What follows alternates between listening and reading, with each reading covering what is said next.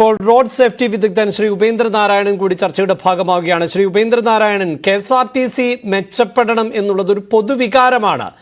അതൊരു service sector കൂടിയാണ്. സാധാരണക്കാരായ ആളുകൾക്ക് ഒരുപക്ഷെ സ്വകാര്യ ബസ്സുകളൊക്കെ റൂട്ട് നടത്താൻ ആഗ്രഹിക്കാത്ത ഇടങ്ങളിൽ ഒക്കെ സർവീസ് നടത്തുക, അല്ലെങ്കിൽ അർദ്ധരാത്രി സമയത്തൊക്കെ സർവീസ് നടത്തുക, അങ്ങനെയൊക്കെ KSRTC നിലനിന്ന് പോകണമെന്ന് ആഗ്രഹിക്കുന്നവരാണ് കേരളത്തിൻ്റെ പൊതുസമൂഹത്തിൽ ഏറെയും.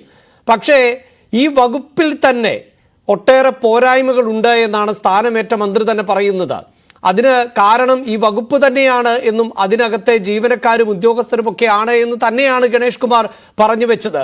അങ്ങനെ നോക്കുമ്പോൾ ഇതൊരു പരാജയമായിരുന്നു എന്ന് തന്നെ വേണം അദ്ദേഹത്തിൻ്റെ വാക്കുകളിലൂടെ വായിച്ചെടുക്കാൻ. പക്ഷേ അതിനെ വിജയത്തിലേക്ക് എത്തിക്കാൻ ഈ മന്ത്രിക്കും സാധിക്കുമെന്ന് താങ്കൾക്ക് തോന്നുന്നുണ്ടോ?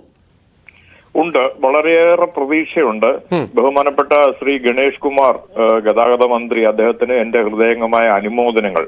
അദ്ദേഹമാണ് ഏറ്റവും കൂടുതൽ ഈ വിഷയത്തിൽ എക്സ്പെർട്ടീസ് നേടിയിട്ടുള്ള ഒരു ഗതാഗത മന്ത്രി കേരളത്തിനെ സംബന്ധിച്ചോളം. അദ്ദേഹത്തിന് ഒരുപാട് കാര്യങ്ങൾ ചെയ്യാനുണ്ട്, അതേപോലെ വെല്ലുവിളികളും ഉണ്ട്.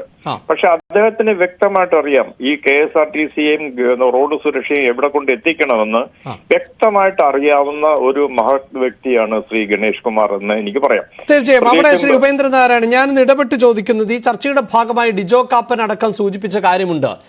നിരവധി ആളുകൾ MDമാരായി വരുന്നു. അവരെല്ലാവരും തന്നെ ദിവസങ്ങൾക്കുള്ളിൽ തന്നെ സ്ഥാനമൊഴിയേണ്ടി വരുന്നു. അതായത് ഈ ട്രേഡ് യൂണിയനുകളുടെ ഒരു ആധിപത്യമുണ്ട്, അല്ലെങ്കിൽ മിഡിൽ മാനേജ്മെന്റിന്റെ പ്രശ്നങ്ങളുണ്ട്. ഇവരെല്ലാം ഈ സർക്കാർ സംവിധാനവുമായി ചേർന്ന് നിൽക്കുന്നവരാണ്. ഇതിപ്പോൾ ഗണേഷ് കുമാർ ഒരു ഘടകകക്ഷിയിലെ നേതാവ് കൂടിയാണ്, ആ നിലയിലുള്ള ഒരു മന്ത്രി കൂടിയാണ്. അവരെയൊക്കെ മറികടന്നുകൊണ്ട് എത്രത്തോളം മുന്നോട്ട് പോകാൻ സാധിക്കും ഗണേഷ് കുമാറിന്? അദ്ദേഹത്തിന് കഴിയണം. കാര്യം ചെറുപ്പക്കാരനായ ഒരു മന്ത്രിയാണ്. ഈ ട്രേഡ് യൂണിയനിസമാണ് ഗതാഗത വകുപ്പ്, പ്രത്യേകിച്ച് KSRTCയെ വളരെയേറെ പിന്നോക്കം പോകുന്നതിൽ സഹായിക്കുന്നതെന്നുള്ളത് യാതൊരു സംശയമില്ല, എല്ലാവർക്കും അറിയുന്നതാണ്. എന്തിനാണ് ഇത്രയേറെ ഇൻഫ്ലുവൻസ് ട്രേഡ് യൂണിയൻ പുലർത്തുന്നത്? കാര്യം ഇരിക്കുന്ന കൊമ്പ് മുറിക്കുന്ന ഒരു പ്രക്രിയയിൽ നിന്ന് അവർ മാറണം. എല്ലാ സ്റ്റേറ്റിലും, തമിഴ്നാടായാലും കർണാടക ആയാലും ആന്ധ്രയായാലും നമ്മുടെ അയൽ സംസ്ഥാനങ്ങളൊക്കെ തന്നെ പൊതുഗതാഗത സംവിധാനവും അവിടുത്തെ RTCകളും ലോക നിലവാരത്തിലേക്ക് ഉയർന്നു കഴിഞ്ഞു. ഇവിടെ കേരളത്തിന് എന്താണ് ഏറ്റവും നല്ല ഡ്രൈവേഴ്സും കണ്ടക്ടേഴ്സും വർക്ക്ഷോപ്സും അതേമാതിരി ഇൻഫ്രാസ്ട്രക്ചർ, ഏറ്റവും നല്ല ബസ് സ്റ്റാൻഡുകളും എല്ലാം ഉണ്ട്. അവിടെ പിന്നോട്ടടിപ്പിക്കുന്ന ശക്തികളെയാണ് ആദ്യം ഉന്മൂലനം ചെയ്യണം. അത് ബഹുമാനപ്പെട്ട നമ്മുടെ മുഖ്യമന്ത്രി തന്നെ നേരിട്ട് ഇടപെടണം. കാര്യം ഇത് നമ്മുടെ നാടിനെ പിന്നോക്കം വലിക്കുന്ന ഈ മുഖ്യമന്ത്രി നേരിട്ട് ഇടപെടണം എന്നൊക്കെ പറഞ്ഞാൽ എത്രയോ നാളെ ഇതിപ്പോ ഒരു തുടർഭരണമാണ് എന്ന് താങ്കൾക്ക് തന്നെ അറിയാമല്ലോ.